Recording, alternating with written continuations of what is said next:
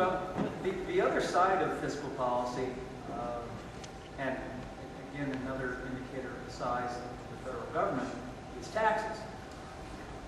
What, as senator, would be your immediate priority with respect to taxes?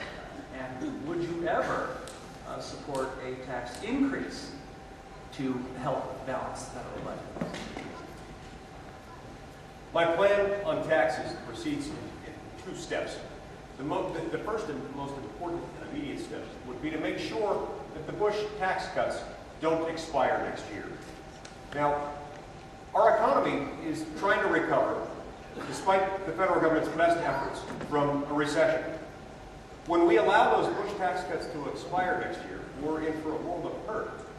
We have to stop that from happening. And so that would be the first priority. The second priority, of much more monumental proportions and more long-lasting importance to the United States, is to replace our current sprawling, distorted, antiquated tax system with a single rate system, where everyone pays according to one rate, just one rate, and everyone understands what that rate is. And that rate attaches either to income or consumption. I would prefer consumption, as would be the case in the fair tax proposal. The advantage of that is everyone knows what they're paying, and especially in the case of the fair tax, it's collected at the point of sale. You have a few million points of sale as compared to potentially a few 100 million points of income. It's easier to enforce, it's harder to cheat, and perhaps most importantly, it gives every single American some vested interest in the efficient, effective, constitutional operation of government. As compared to right now, where we have a tax code that occupies tens of thousands of pages. Nobody's ever sure exactly what they're paying from any moment. In many instances, they have to hire a team of accountants to figure it out. And then, even after that, it doesn't distribute the burden in any way that makes any sense at all. It tells half of Americans they don't have to pay anything. It tells 40% of Americans they have to pay 97% of the bill, thus facilitating the perpetual process whereby the federal government expands, and those who are most affected by it, those who are actually paying for the bills of this increase, are too few in number in order to outvote those who just want more government.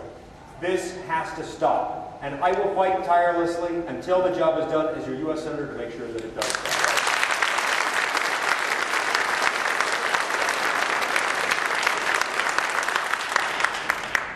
We have serious problems in our economy today. A lot of us know people that are out of work, that have lost their homes. We have a system in government right now that extracts as much as it can get out of the economy to build power in Washington, D.C. and control as much of our lives as we can. It's a confiscatory income tax that is basically disincentivizing production and entrepreneurial capitalists to produce as much as they possibly can. We also have a government that wants to solve all of our problems, from health care to all of the banking situations. We have a government today with President Obama at the head that wants to manage so many aspects of our economy and move us in a liberal socialist direction. And that's a big disaster. What's happening right now is that is creating an unstable economic environment. Capital is sitting on the sidelines, not willing to invest, not willing to create jobs and economic development. Banks aren't allowed to lend. There's too many restrictions right now on them. There's too much uncertainty. We have to stabilize our economy so that businesses can invest capital and they can create jobs and economic wealth. Well, today we have this punishing income tax, over 70,000 pages. It takes away incentive. It's a special interest to lobbyists who have gotten their 10 pounds of flesh out of the tax code. And it's ultimately a drag on a more efficient economy. What we need to do is simplify and dramatically the tax code. I would support a flat tax, but it is less efficient than the fair tax. What is the fair tax? The national fair tax is an end-user consumption tax, a sales tax placed on the final point of purchase of goods and services. When we do that, we eliminate all other taxes in the daisy chain. So if you're a worker, you don't have to pay any taxes. You get to keep all of what you earn. If you're a company, you continue to earn everything and plow back into the economy, create more jobs, expand your business, and you are incentivized to do all you can. That is an incentive for production. Then you're also incentivized to invest and save, because today as a nation we consume way too much. We are consumers. We can ramp up our credit cards, and we don't have the incentives to invest and save as individuals and as companies. When you invest and save, you create a stronger economy, you create a desire for private property, and when we do that, we build wealth, and that's the kind of tax system